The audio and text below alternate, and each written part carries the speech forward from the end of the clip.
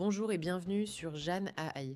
Aujourd'hui, on parle d'un sujet fascinant. Comment l'intelligence artificielle est en train de révolutionner les prévisions météo. Et non, ce n'est pas juste une appli qui devine s'il faut prendre un parapluie.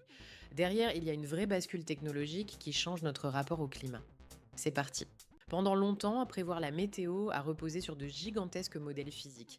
Ils restent essentiels, bien sûr, mais ils demandent énormément de calculs, énormément de données et surtout beaucoup de temps. L'intelligence artificielle change cela en apprenant à reconnaître des motifs complexes dans l'atmosphère à une vitesse impressionnante. Première transformation, la vitesse. Des systèmes d'IA sont capables de produire des prévisions comparables à certains modèles traditionnels, mais en quelques secondes ou quelques minutes au lieu de plusieurs heures. Cela permet de tester plus de scénarios, d'actualiser plus souvent les prévisions et de mieux réagir quand les conditions évoluent rapidement. Deuxième transformation, la finesse. L'IA peut croiser des volumes massifs de données venant des satellites, des radars, des stations météo, des océans, des avions et même de capteurs locaux. Résultat, des prévisions plus précises à l'échelle d'une région, d'une ville, voire d'un microclimat. Et ça, c'est crucial quand on parle d'orage, de brouillard, de vents violents ou de forte chaleur. Troisième transformation, l'anticipation des événements extrêmes. Inondations soudaines, tempêtes, canicules, sécheresses.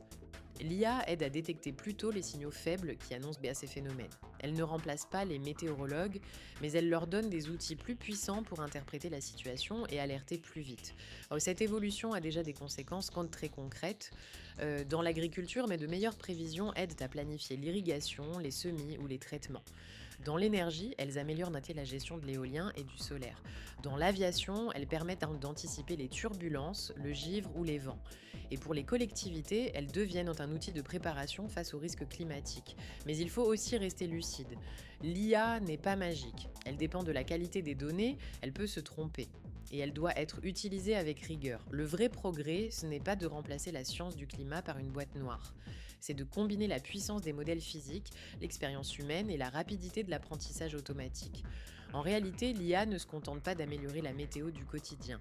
Elle change aussi notre capacité à comprendre un monde de plus en plus instable où les événements extrêmes deviennent plus fréquents et plus coûteux.